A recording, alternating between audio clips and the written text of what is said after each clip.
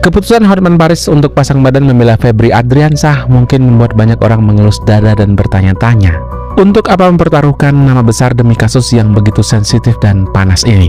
Namun, bagi siapapun yang mengikuti rekam jejaknya, langkah ini sama sekali bukanlah hal yang baru. Sejak era 1990-an, Hotman justru seperti sengaja menceburkan dirinya ke dalam pusaran kasus-kasus raksasa yang sepintas terlihat bisa menghancurkan reputasinya sendiri.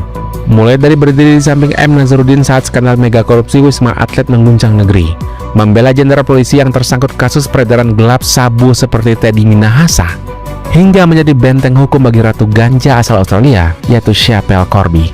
Bagi Hotman, meja hijau hanyalah separuh dari arena pertarungannya. Medan perang sejati kerap ia pindahkan ke panggung media dan ruang publik. Dia bukan sekadar bertarung di hadapan majelis hakim, melainkan lihai memegang kendali atas arus berita untuk membentuk opini masyarakat, sebuah langkah cerdik demi menciptakan posisi tawar yang paling menguntungkan. Namun di balik reputasinya yang identik dengan klien-klien berkantong tebal dan berlabel kontroversial, ada sisi lain yang melahirkan sebuah fenomena paradoks. Lewat gerakan Hotman 911, dia mendadak mengubah perannya menjadi penyambung lidah bagi rakyat kecil yang tidak berdaya. Dualisme inilah yang membuat sosok Hotman Paris begitu unik sekaligus menarik untuk dibedah. Seorang petarung hukum yang penuh dengan kalkulasi, pengacara yang tidak gentar mengambil peran antagonis, namun di saat yang sama menjadi tumpuan harapan bagi mereka yang tidak punya suara di hadapan hukum. Dalam video kali ini, mari kita membahas semuanya lebih dalam lagi. Jangan main dulu. Kalau kau tiba-tiba digeledah rumah lu sampai celana-celana lu misalnya. Panggung hukum dan politik tanah air kembali dibohkan oleh aksi nyentrik pengacara kondang Hotman Paris Hutapea. Kali ini, langkah pembelaannya terhadap pejabat tinggi kejaksaan Febri Adriansah mendadak berubah menjadi panggung politik nasional yang cukup hangat untuk kita bicarakan. Dengan gaya vokal yang menjadi ciri khasnya, Hotman secara terbuka melempar isu bahwa ada dugaan upaya dari oknum aparat untuk memojokkan atau mengkriminalisasi Febri Adriansah. Dan yang membuat suasananya semakin riuh, Hotman menegaskan bahwa tindakan oknum tersebut dilakukan tanpa ada koordinasi sedikit pun dengan Presiden Prabowo Subianto. Untuk memperkuat narasinya di hadapan publik, Hotman memamerkan foto-foto yang memperlihatkan kedekatan Febri dengan Presiden Prabowo. Dan dia juga mengungkit deretan prestasi Febri yang diklaim telah berjasa besar bagi negara. Mulai dari menyelamatkan kerugian negara senilai 130 triliun rupiah dari penanganan kasus korupsi, hingga mengamankan potensi kerugian 300 triliun rupiah lewat pentertiban kawasan hutan. Atraksi politik yang dibawakan oleh Hotman ini sontak memancing reaksi keras dari berbagai arah. Dari lingkaran dalam istana, Menteri Sekretaris Negara Prestio Hadi bersama para politisi seperti Andri Rosiade dan Bambang secara kompak meminta Hotman untuk menghentikan narasi yang menyeret nama presiden ke dalam polemik hukum. Pihak istana pun menegaskan bahwa dalam sistem hukum di Indonesia, proses pemeriksaan atau penegakan hukum terhadap pejabat tinggi kejaksaan sama sekali tidak memerlukan izin khusus. Pandangan pemerintah ini juga diperkuat oleh kalangan pengamat hukum. Salah satunya adalah Koordinator Maki, Boyamin Saiman. Dia mengingatkan kembali adanya putusan Mahkamah Konstitusi yang pada dasarnya sudah mencabut hak kekebalan hukum atau imunitas para jaksa dari proses pidana biasa. Kritik pedas juga datang dari gedung DPR RI melalui Wakil Ketua Komisi 3 yaitu Ahmad Sahroni. Dia meninjau keras manuver yang dilakukan oleh Hotman dan meminta agar tim hukum fokus bertarung secara profesional pada pembuktian bukti-bukti di meja hijau, ketimbang sibuk melakukan politisasi dan membuat kegaduhan di ruang publik.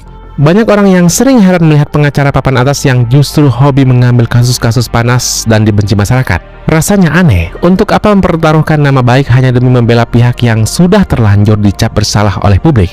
Namun jika kita melihatnya dari kacamata bisnis jasa profesional, langkah yang terkesan nekat ini sebenarnya lahir dari kalkulasi ekonomi yang sangat matang. Alasan pertama berkaitan erat dengan risiko. Dalam dunia hukum, semakin besar gelombang kemarahan publik pada sebuah kasus, maka semakin tinggi pula risiko yang harus dipikul oleh sang pengacara. Risiko ini bisa berupa hujatan netizen, ancaman boikot media, hingga tekanan psikologis. Karena risikonya begitu besar, pengacara berhak memasang tarif jasa yang sangat fantastis sebagai gantinya. Mereka rela membayar berapapun seasalkan bisa mendapatkan tim hukum yang tangguh dan punya rekam jejak yang tidak mudah digertak. Selain bayaran yang fantastik itu, ada trik pemasaran cerdas yang sedang dia mainkan. Ketika seorang pengacara secara terbuka mengumumkan bahwa tarif jasanya bernilai miliaran rupiah per kasusnya, maka dia sebenarnya sedang menanamkan sebuah standar harga yang baru di benak kita semua. Trik psikologis ini membuat para pengusaha besar merasa wajar jika nantinya ditagih biaya tinggi untuk penanganan kasus bisnis mereka. Sebab sejak awal, tolak ukur harga sang pengacara memang sudah dipatok di kelas atas. Untuk menangani kasus yang penuh dengan tekanan publik juga menjadi panggung pembuktian diri yang sangat efektif. Kasus-kasus yang panas ini ibarat iklan yang berjalan bagi para pemilik bisnis raksasa. Ketika para konglomerat melihat sang pengacara sanggup berdiri tegar menghadapi tuduhan berat dan kepungan media, mereka akan merasa sangat yakin. Jadi, keriuhan dan perdebatan di media massa sebenarnya bukanlah tindakan emosional tanpa arah. Di balik setiap keputusan untuk membela kasus yang memicu kontroversi, ada perhitungan bisnis yang dingin dan strategi pemasaran kelas atas yang sedang berjalan secara bersamaan. Di atas panggung peradilan dan hiburan Indonesia, sosok Hotman Paris Hutapea berdiri di atas persimpangan yang unik. Pada suatu hari, publik melihatnya berdiri tegak di ruang sidang dengan setelan jas mencolok dan deretan cincin yang bernilai miliaran rupiah. Pasang badan membela terdakwa kasus korupsi raksasa, pejabat bermasalah, atau juga konglomerat kontroversial yang dihujat satu negara ini. Namun pada hari yang berikutnya, sosok yang sama tampak duduk santai di warung kopi sederhana, mendengarkan jeritan hati masyarakat kecil yang terzolimi tanpa memungut biaya sepeser pun. Dualisme ekstrem ini kerap memicu tanda tanya besar di tengah kita. Apakah aksi pembelaan rakyat miskin itu murni lahir dari empati kemanusiaan yang mendalam?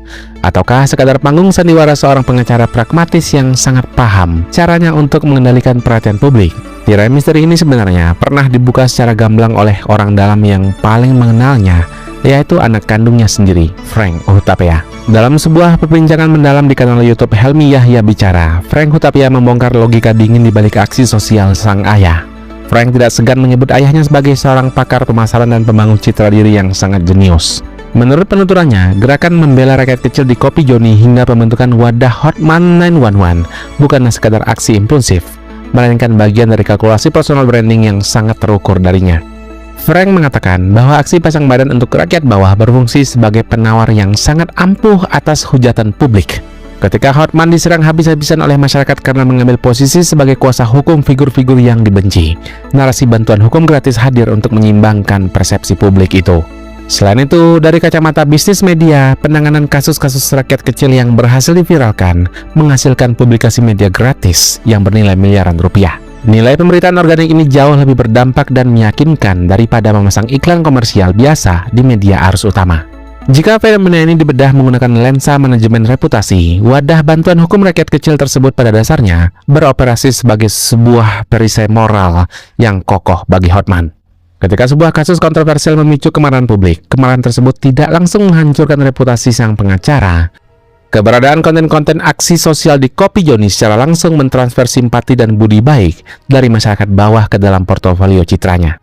Hasil akhir dari pergeseran narasi ini adalah terciptanya ambigu moral di benak publik. Masyarakat yang tadinya ingin mengecam atau memboikot sang pengacara menjadi ragu-ragu karena dihadapkan pada kenyataan bahwa sosok yang sama juga menjadi satu-satunya tumpuan harapan bagi korban ketidakadilan yang tidak berdaya. Dalam dunia psikologi publik, kondisi ini memicu dilema persepsi yang membuat sang pengacara hampir tidak mungkin ditumbangkan secara moral. Secara lebih mendalam, arsitektur perisai moral ini menjalankan 3 mekanisme taktis yang sangat efektif dalam menjaga imperium hukum dan bisnisnya.